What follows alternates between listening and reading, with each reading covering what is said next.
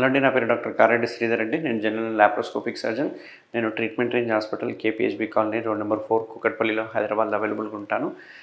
Umbilical hernia అంటే ఏంటి, పారా umbilical hernia అంటే ఏంటి, ఇవి మనం ఈరోజు తెలుసుకుందాం.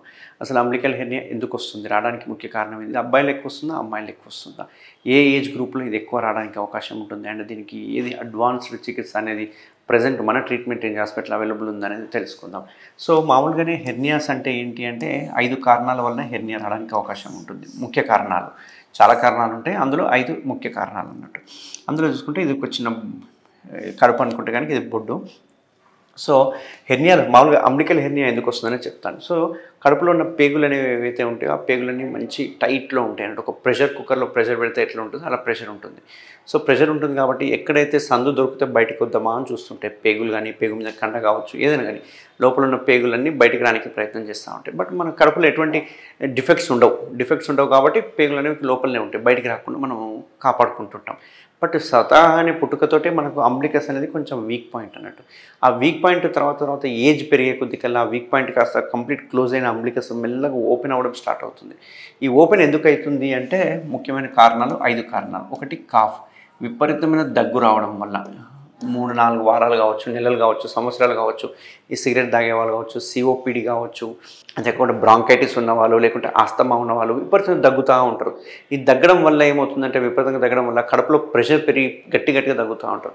కడుపులో ప్రెషర్ పెరిగే వరకు ఎక్కడన్నా దగ్గర సందు చూసుకొని ఆ సందు మెల్లగా ఓపెన్ అవుతూ ఉంటుంది అన్నట్టు. సో అట్లా అంబ్లికస్ దగ్గర సందు అనేది ఓపెన్ అయిపోతాం. దీనివల్ల అంబ్లికల్ హెర్నియా వచ్చే అవకాశం ఉంటాయి.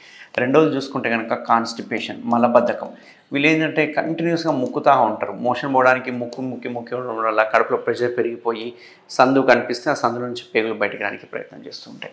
మూడో ముఖ్యమైన ఇంపార్టెంట్ ఏంటి అంటే BPH, బినైన్ ప్రోస్టాటిక్ హైపర్ట్రోఫీ అంటాం.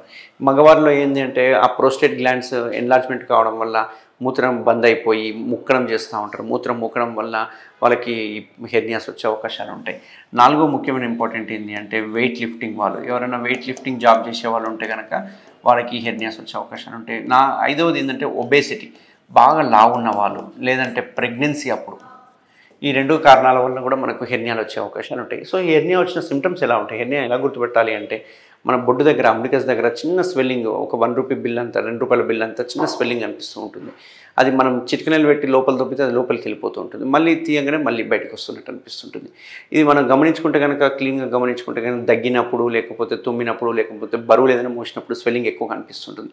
అదే పడుకున్నామంటే ఆ స్వెల్లింగ్ లోపలికి వెళ్ళిపోయినట్టు అనిపిస్తుంది. ఇవి దీని యొక్క లక్షణాలు. కొందరికి ఆ ఏరియాలో డ్రాగింగ్ టైప్ ఆఫ్ పెయిన్ ఉంటుంది, ఒక డిస్కంఫర్ట్ ఉంటుంది, ప్రిక్కింగ్ లాగా సెన్సేషన్ అనిపిస్తూ ఉంటుంది, కూర్చున్నట్టుగా అనిపిస్తూ ఉంటుంది. పడుకున్నప్పుడు ఏమనిపించదు, బట్ ఏదైనా వర్క్ చేసేటప్పుడు మాత్రం ఏదో లాగుతున్నట్టుగా, బయటకు వచ్చినట్టుగా అనిపిస్తుంటుంది. దీన్ని మనం అంబ్లికల్ హెర్నియా లక్షణం. ఇంకా అడ్వాన్స్డ్ స్టేజ్లో చూసుకుంటే కనుక మొత్తం పేగు కూడా బయటకు వచ్చేస్తూ ఉంటుంది అన్నట్టు. సో ఇట్లాంటివి ఈ మధ్యన చూడట్లేదు, బట్ యూజువల్గా చిన్న స్వెల్లింగ్స్ కనిపిస్తుంటుంది. ఒక 3-4 సెంటీమీటర్ స్వెల్లింగ్ కనిపిస్తుంటుంది. వాళ్ళు ఎక్కువ పెయిన్ కంప్లైంట్ చేస్తూ ఉంటారు అన్నట్టు.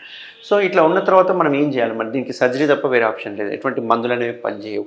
సో 100% సర్జరీ ఆప్షన్ ఒకటి తీసుకోవాలి. సో సర్జరీ ఆప్షన్లో తీసుకుంటే కనుక దీనికి ముఖ్యంగా 2 రకాల సర్జరీస్ ఉంటాయి. ఒకటి ఓపెన్ సర్జరీ, రెండవది లాప్రోస్కోపిక్ సర్జరీ. ఈ ఓపెన్ సర్జరీలో ఏం చేయాల్సి వస్తుందంటే ఈ రకంగా కోత పెట్టాల్సి వస్తుంది. కోత పెట్టేసేసి ఇక్కడ ఒక జాలి అనేది వేసేస్తుంటాం అన్నట్టు. సో ఈ కోత పెట్టడం వల్ల ఏంటంటే పెద్ద కోత ఉంటుంది. ఎంత పెద్ద జాలి వేయాలంటే అంత పెద్ద కోత పెట్టాలి. అంతేకాకుండా జాలి పైన ఒక చిన్న పైప్ అనేది బయటకు పెడతాము. అది ఒక 4-5 రోజులు పైప్ ఉండాల్సి వస్తుంది.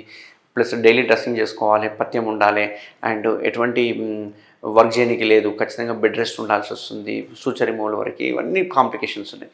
బట్ మన ట్రీట్మెంట్ రేంజ్ హాస్పిటల్లో మనం చేసే లాప్రోస్కోపిక్ మెథడ్లో మనం ఏం చేస్తామంటే చిన్న 3 హోల్స్ పెడతాం అన్నట్టు. కడుపు సైడ్కి చిన్నవి 3 హోల్స్ పెడతాం. అది just 5 mm to 10 mm holes మాత్రమే అన్నట్టు. ఆ హోల్స్ ద్వారానే మనం సర్జరీ అనేది కంప్లీట్ చేస్తాం అన్నట్టు. అయితే ఓపెన్ సర్జరీలో చూసుకుంటే మెష్ ఏదైతే వేస్తామో చర్మం కింద వేస్తాం, కండ దగ్గర వేస్తుంటాం అన్నట్టు. బట్ లాప్రోస్కోపిక్లో వేసే మెష్ ఏదైతే ఉందో లోపల వైపు వేస్తాం కాబట్టి ఇక్కడ మనం ఎంత పెద్ద మెష్ అనే వేయవచ్చు. ఇప్పుడు అదే ఓపెన్ సర్జరీలు అనుకోండి, మెష్ ఎక్కువ వేయాలంటే ఎక్కువ కోత పెట్టాలి, ఎక్కువ తవ్వాలి. బట్ లాప్రోస్కోపిక్లో ఆ చిన్న హోల్ నుంచి మనం ఎంత పెద్ద మెష్ కావాలంటే అంత పెద్ద మెష్ చేసుకోవచ్చు అన్నట్టు. దీనివల్ల ఏంటి అంటే మనకు ఎక్కడైతే డిఫెక్ట్ ఉందో ఆ డిఫెక్ట్ ఇంకెక్కడైనా ఉన్నాయా అనేది గమనించుకోవడానికి పాసిబుల్ ఉంటుంది. ఆ డిఫెక్ట్లో చూసుకొని పెద్ద మెష్ చేసుకోవడానికి పాసిబుల్ అవుతుంది, ఎటువంటి కోత కుట్లు లేకుండా. సో ఈ ట్యాకర్స్ అంటాం, అంటే ఈ మెష్ ఏదైతే పట్టుకోవాలని ఉంటుందో పట్టుకోవడానికి మనం ట్రాకర్స్ అని వేస్తాం. ఇప్పుడు ట్రాకర్స్ మన ట్రీట్మెంట్ రేంజ్ హాస్పిటల్ చేసే ట్రాకర్స్ ఏవైతే ఉన్నాయో ఆ ట్రాకర్స్ కంప్లీట్ అబ్జార్బబుల్ ట్రాకర్స్. ఒకప్పుడు అబ్జార్బబుల్ లేకుండే, ఇప్పుడు అబ్జార్బబుల్ వచ్చేసినాయి. అబ్జార్బబుల్ ట్రాకర్స్తో చేయడం జరుగుతుంది. దీనివల్ల పెయిన్ కంప్లీట్గా 50 to 60% తగ్గిపోతుంది అన్నట్టు. సో ఇది జస్ట్ మనము గోడకు ఏదైనా అంటించి మూలని ఎలా కొడతామో అట్లా సేమ్ కడుపుకి కూడా మనము మెష్ చేసేసి మనం మొత్తం కొట్టేసేస్తాం అన్నట్టు. అవి అబ్జార్బబుల్ ట్రాకర్స్ వచ్చింది. దీనివల్ల పెయిన్ అనేది ఉండదు అన్నట్టు. అవి కరిగిపోతాయి, ఆ మెష్ అనేది కూడా లోపల ఇంకిపోయి కరిగిపోతుంది అన్నట్టు. సో ఇట్లా మెష్ చేయడం వల్ల ఏమవుతుందంటే అక్కడ ఎటువంటి పైపులు పెట్టాల్సిన అవసరం లేదు. అండ్ పేషెంట్ 1 డేలో డిశ్చార్జ్ చేయడం జరుగుతుంది. సెకండ్ డే నుంచి వాళ్ళ ఆఫీస్కి వెళ్ళిపోవచ్చు, వాళ్ళ పనులు చేసుకోవచ్చు. కొంచెం పట్టేసిన ఫీలింగ్ ఒక 2-3 డేస్ మాత్రం ఉంటుంది, ఎందుకంటే మనం జాలి వేసి ట్రాకర్స్ కొట్టింటాం కాబట్టి ఎక్కడో పట్టేసిన ఫీలింగ్ అనిపిస్తుంది. బట్ డే 1 ఉన్న పెయిన్ డే 2, డే 3 ఉండదు. ఒక డే 3, డే 4 వచ్చే వరకు కంప్లీట్ రిలీవ్ అయిపోతారు. వాళ్ళ పనులు చేసుకోవచ్చు. పత్యం అవసరం లేదు, ఎటువంటి డ్రెస్సింగ్స్ అవసరం లేదు, ఎటువంటి పెయిన్ ఉండదు, ఎటువంటి డిస్కంఫర్ట్ ఉండదు. అంతేకాకుండా ఈ పద్ధతి చేయడం వల్ల రికరెన్స్ రేట్ కూడా చాలా తగ్గుతుంది, ఎందుకంటే పెద్ద మెష్ చేస్తాం కాబట్టి. అదే ఓపెన్లో అయితే చిన్న మెష్ చేస్తాం కాబట్టి రికరెన్స్ రేట్ ఎక్కువ ఉంటుంది. బట్ లాప్రోస్కోపిక్లో రికరెన్స్ రేట్ కూడా చాలా తక్కువ ఉంటుంది అన్నట్టు. సో ఇట్లా ఎవరికైనా లక్షణాలు ఉంటే కనుక తప్పకుండా ట్రీట్మెంట్ రేంజ్ హాస్పిటల్ అవైలబుల్ ఉంటాను. దీనికి మనం లాప్రోస్కోపిక్ మెథడ్ చేసుకోవడం వల్ల కంప్లీట్గా దీన్ని బెనిఫిట్ పొందొచ్చు. Thank you very much. Thank you Sridhar Reddy sir. Thank you doctor Sridhar Reddy sir. Thank you Sridhar Reddy sir. Thank you Sridhar Reddy sir. Thank you Sridhar Reddy sir. Thank you Sridhar Reddy sir. Thank you Sridhar Reddy sir. Thank you Sridhar Reddy sir. Thank you Sridhar Reddy sir. Thank you Sridhar Reddy sir.